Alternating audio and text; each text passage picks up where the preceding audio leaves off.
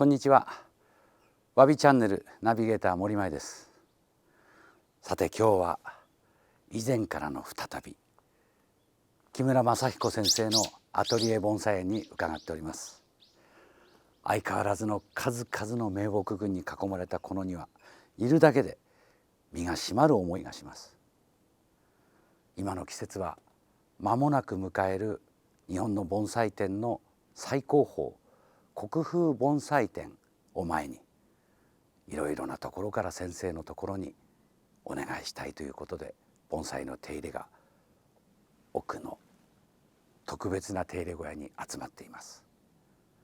今日はその中の一点、この木をどのように国風展の舞台に行けばいいのか、愛好家も悩むその木を先生の目筋と技とその両方で大変貌を考える一つのテーマがあります。ぜひ皆さん、木村正彦の美意識の捉え方をご覧ください。ここは木村正彦先生の改作制作、またご覧の通り素晴らしい展示が並んでいる場所です。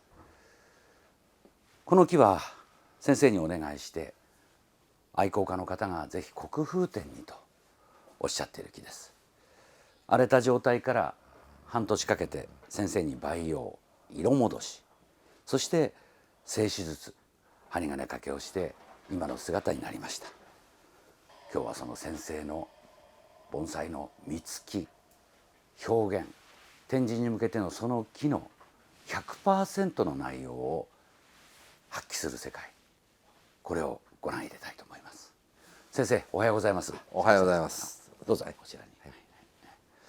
先生、いかがでしょうか。とても波長のいい、これはやはり那須福島の方の木ですかね。そうでしょうね。とてもいいはずですね。なんとも自然な立ち上がりの古い木ですけど、これだけでも立派な盆栽なんですけど、先生、この木の良さとこの木が本来どうあるべきかっていうのはどんな感じでしょう。これを見てですね、この雰囲気、これは本当にね、山行きますとこのスタイルがあるんですね。ありますね。東山なんか行くとありますあります。吹きすさぶような姿で、ですからこの木の雰囲気に合わせて石につけたらより一層この木の良さが発揮されると。これを石につけるんですか。石につければ、やっぱり鉢で出てる表現と変わるわけですか。そうだ、もう全然違うと思いますよ。そうですか。これからその作業をやらせていただきますけども、とは言っても、これを石につけると言っても、例えばこう平らな石があったり立ち石があったりいろいろありますが、平らな石ではちょっと雰囲気は出ないと思います。出ない。船型のこうね、反ったような石の方がこの木にやっぱし合ってるかと思います。もうその石のご用意をしてくださったそうで、してあります。それではすいません、スタッフの皆さんでちょっと木を動かしてその石をご覧いただきたいと思います。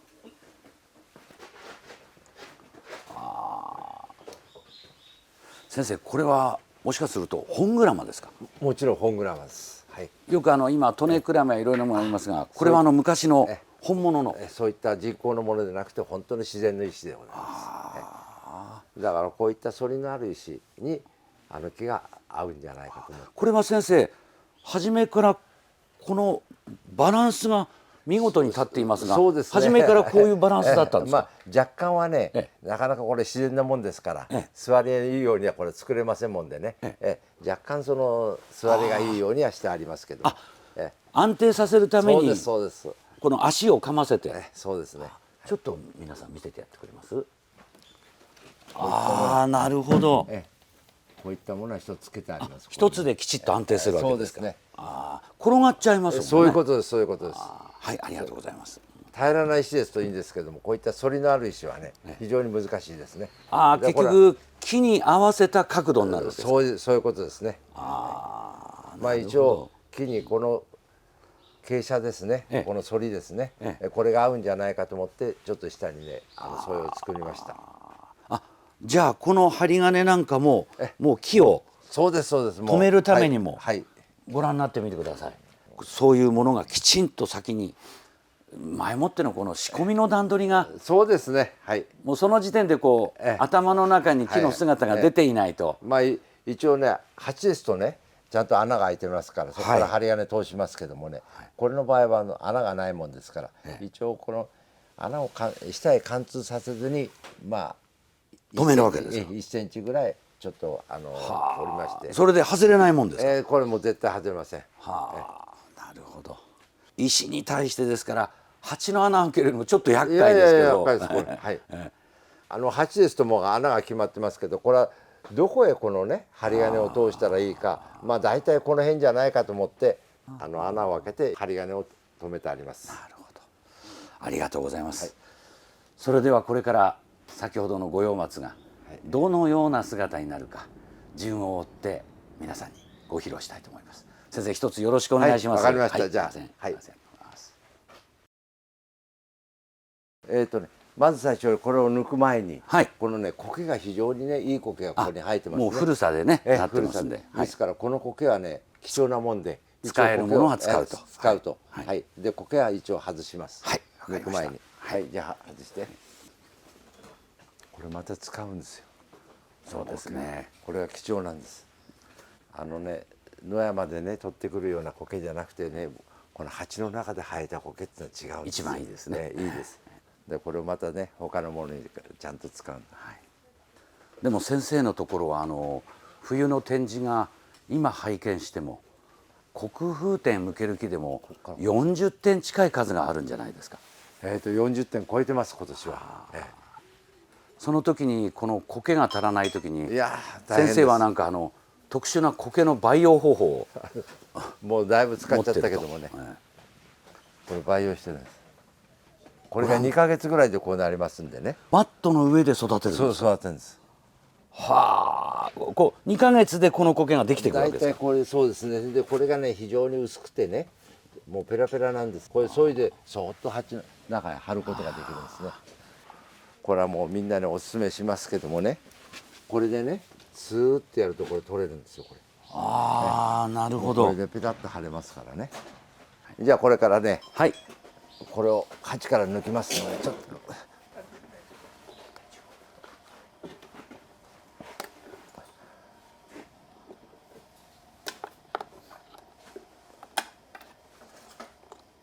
でこれはね若干内縁だからこれを全部ここで緩めて、上に3センチ取ればねこれはスポンと抜けます。でこういった鉢でもね若干ね円がね内に入ってるんでね、これ取らないと抜けないんで。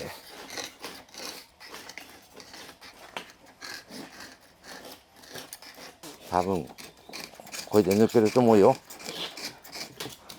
この鎌半分ぐらい入れれば、これ横にするよ。こ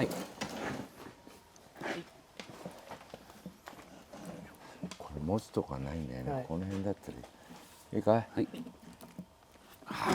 抜けた。抜けた。はいはい、オッケー。抜いちゃいます。そう抜ける。抜けるよもう。食ってるなんか。いいよ、まず下ろしちゃおう。こう下ろして抜こう。はい。せーの、はいと。はい。はい。はいと。この石をねこう置いといてね、石に合わせて泥。先生、これでやっぱりこういう白い状態でこうなってるっていうのはいいことなの。いい状態ですこれ。もう根もここらもうびっちりでしょこれ。大変ですよこれ根が。これぐらいの感じだと植え替えにも健康に影響ないということですね。全然ですね。まずは根が状態悪かったら、いやいやこれ根腐れしてるようなね、こういうと鉢の状態はとてもいいと思いますね。まずそこが一番大切かもしれません。そうはいはい、この辺だったらそっち倒れるよ。はい、いいかい。こうやって押さえてられる。どっかね陣のね皮は絶対いじっちゃいけないけど、こういうところだったらこうやって大丈夫だからね。後ろの陣で。そうそれ大事だからね。こっちが相当いくね。うわすごい硬い。張り切ってますね。すごい。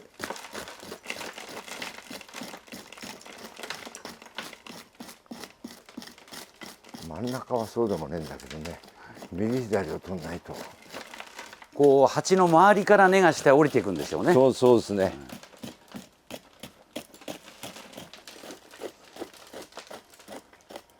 ここがね思いっきり深く取りたいんだね。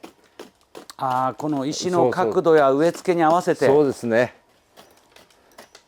多分山鳥の木なんで根がどのようになってるかそうなんです。それが問題なんですよ。ええ、あ、これがありますね。これ。はあ、それは木ですか。これはもう芯ですね。この木のだいたいこういったものが、ね、これが後でもし収まらなければこれがどこまで切れるか。古い根株の下の切り口ですと、それがまたさばきができるかどうかっていう。そうですね。これがね、はい、つけた時のはい、妨げになるかどうか、これ大体取ってみて合わせてみます。はい、根さばきの時にその石突きの場合は石の形を想定してどこまでさばきができるか、もちろんそうですね。だから石のね姿を見ながら、はい、取っていかないと余計なとこ取っても、はい、木に負担かけますからね、なるべく根はね、はい、切らないように、はい、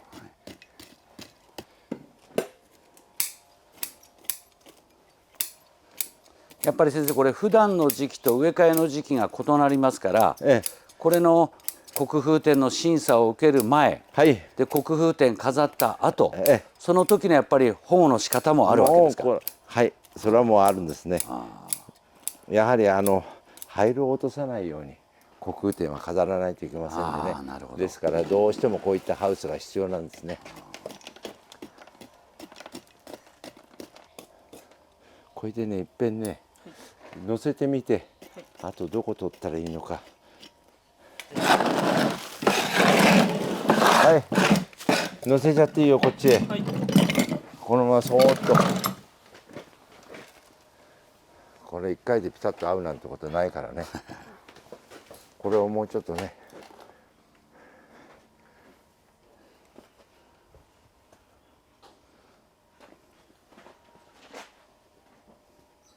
で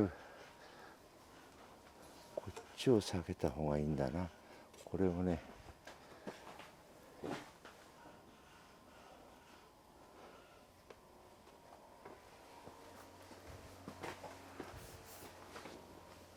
もうちょっとこっちが左を上げた方がいいですね。左を。どうですか。いや、そうするとね、こっちがこれで。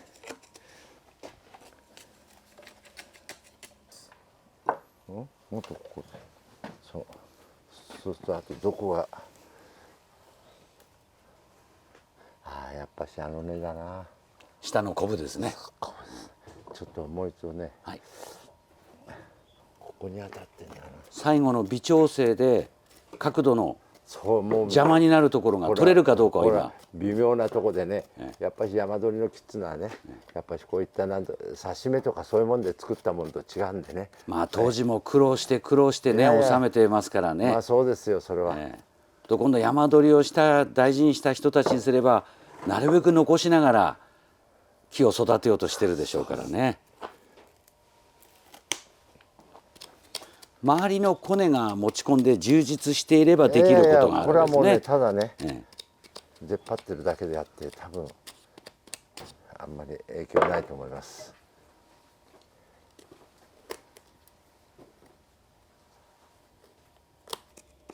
ないな、大丈夫だな。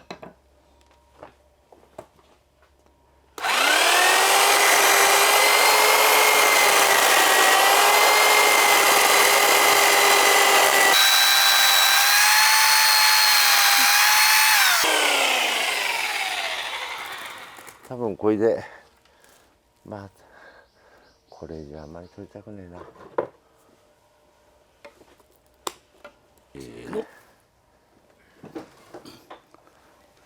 後ろが出ちゃってんだ。コロンコロンがなくなったろ。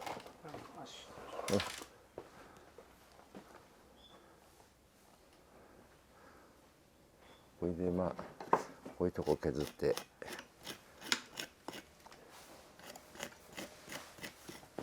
これであとはもうね、石に合わせて木の若干作っていくんですね。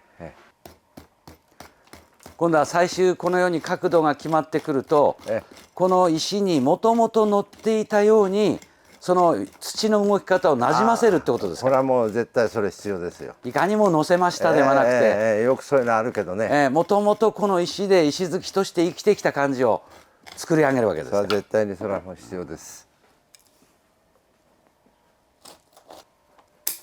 結構先生好きで100円ショップも見に行くってことで。そうそうよく行きますよ。楽しいですよ。使える道具を探すんでしょうね。そう。あ、これ100円ショップ。は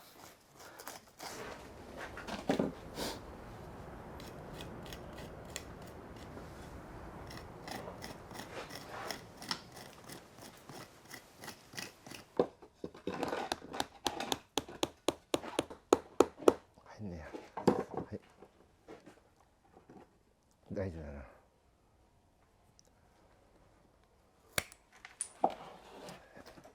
あと後ろ3箇所止めないといけないんだな。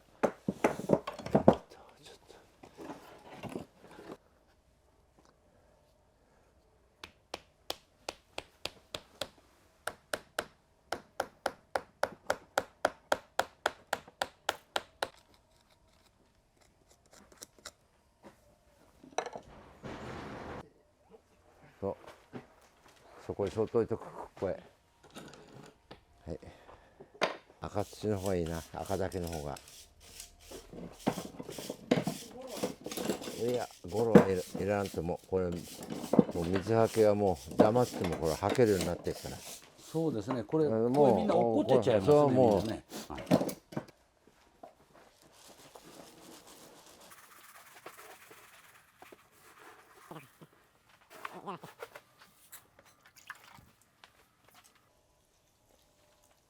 これは先生打ち水をするというのはどのようなわけで。これですか。はい。結局これつけますよね。はい。そうするとその下に乾燥してる土が入ってますよね。はい。まあできれば濡れた土の上で仕事した方が何か木に優しいような。木がこの乾いた土に水分を吸い込まれてしまうということですね。そういうことですね。でこれね寄せ植えする時はもう必ず下をね濡らしといた方がね。なるほど。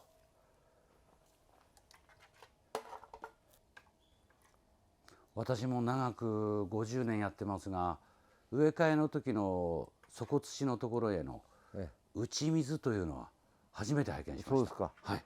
うちは大体寄せ植え作る時なんかもみんなね下濡らしちゃうんですよ。なるほど。でも言えば下が盤状になっているから確かに理にかなってるかも。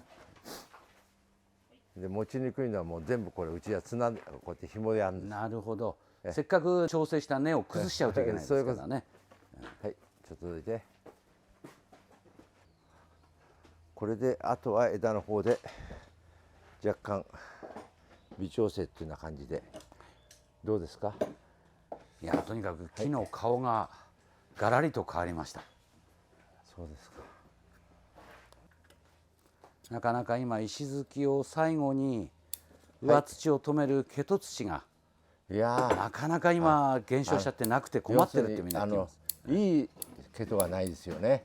昔はこう吉原下2メートル掘ってよくそれを取ってもんで作ったもんですけど、今でもねその見沼田んぼね、近くのあそこらはねあることあるんですよ。だけどやたらそんなとこで今は公園になっちゃってますから、いや取ったら大変なことになっちゃうんでね、もう見つかりだちょっと。だ今市販しているケトがどちらかっていうと繊維質がすごく少ないんですよね。あれはないです。どうだ。はい。じゃあケト頼むよ。先生はケトはやはり赤玉を多少混ぜるっていうところですか。もちろん混ぜますよ。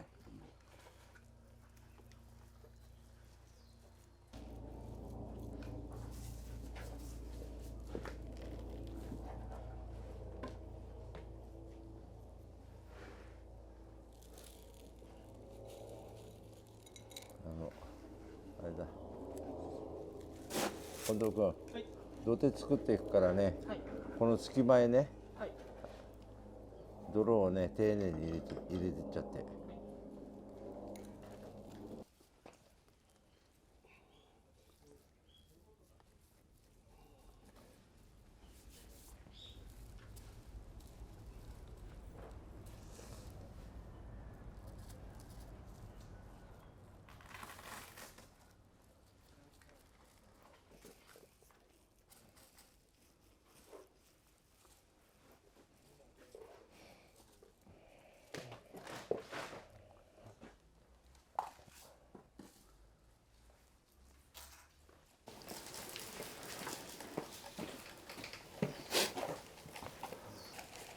ちょっと水取って少し。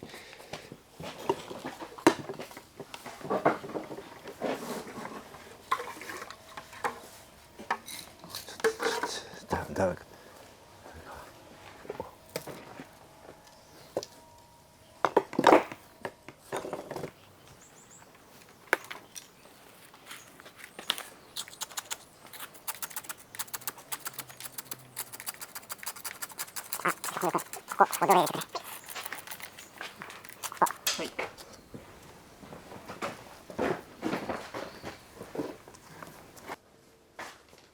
で森前さん、はい。こういうね、なるほど。これそこでこの苔が生きるわけですね。これでね、まあ前の方はちょっとねちゃんと張りますけどね、これが作った苔で薄いでしょ。はい。で下にこれ水苔でね、ええ、水苔を引いて作った苔なので、ああ、それを薄い斜面のところに。そうそう、こういうところ、そうするとね、どうしても盆栽からね剥がした苔ってのは剥がれやすいんですね。そうですね。平らなところはいいですけど、斜めのところは。こういうのピタッとこれいくんですよ。なるほど。これが絶対必要なんですね。それでこのハウスの中へ入れておきますと、はい、これすぐまた成長して、これがもう成長して馴染んじゃいますからね。馴染んじゃいますね。でこれがこの使いやすいんですよ。薄いしペタッとついちゃうから。これ入った後藤君。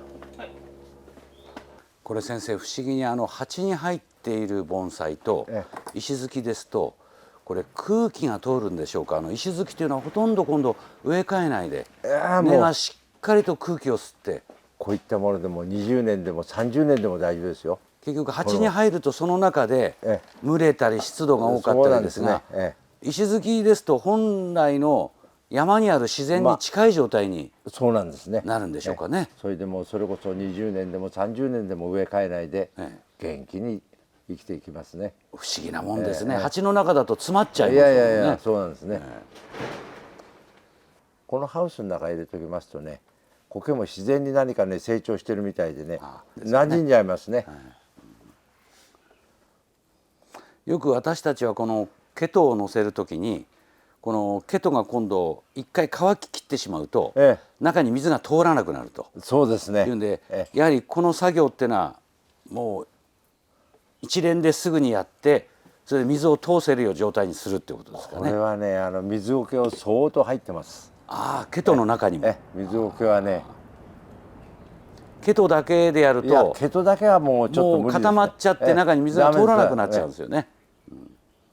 ですからもう赤玉のみじんと、水苔は特にもうそれとつなぎの役目ですね。そうですね。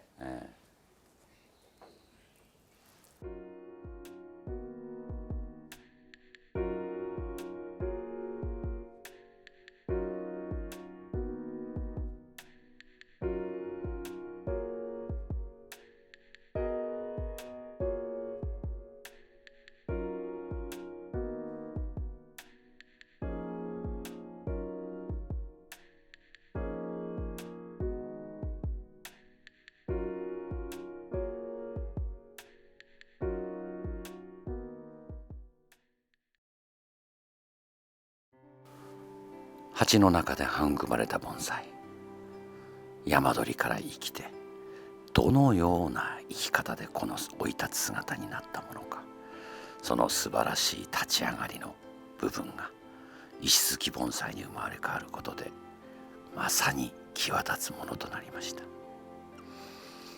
鞍馬石の祖芸石は付け方を間違えば少し園芸的になりますが、この木のようにその木の自然な姿を見事に映し出す成功例と言えるでしょう。名匠木村正彦先生の慧眼、そしてそれを捉える技術、ご覧ください。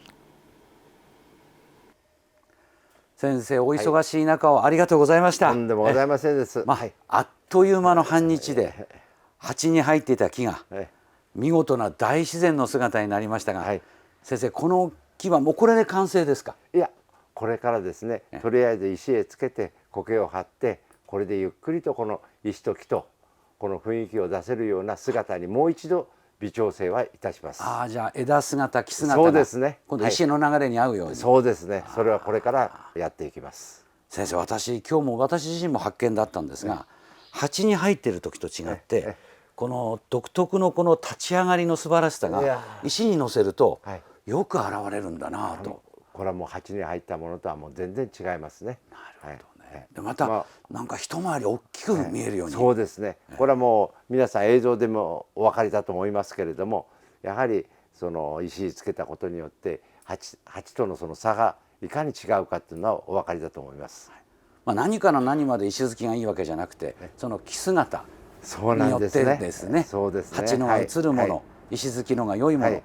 ただ先生、この石突きっていうのはこのまさに樹石一体となるかどうかの石がうまく探せるかどうか、それがなかなか難しい。これ作ったもんじゃありませんからね。自然のもんですから、これは難しいところあります。それとやはり苔の張り方もちょっとアップで見ていただきたいと思いますけど、やっぱり日苔がちらちらとこう古さを感じさせるようなね、5年も10年もこのままでいたように、そういうことですね。いかにも張りましたではそうなんですね。青い苔張るにはね、青い苔ばっかし張るには簡単なんですけども、やっぱりそれではそのね古さというのは感じさせないんで、やっぱりこの木が生きてきたような姿にしてあげるという。そうですね。とくとご覧ください。先生、本当に今日はお忙しい中とんでもない、ありがとうございました。すいません。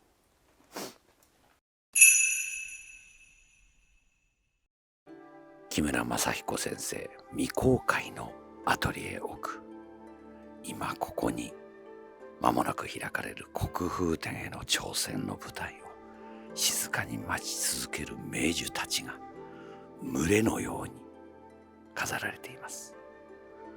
一つ一つの木の姿、一つ一つの鉢移り、名匠がその腕で、その力で、その技で仕上げた数々です。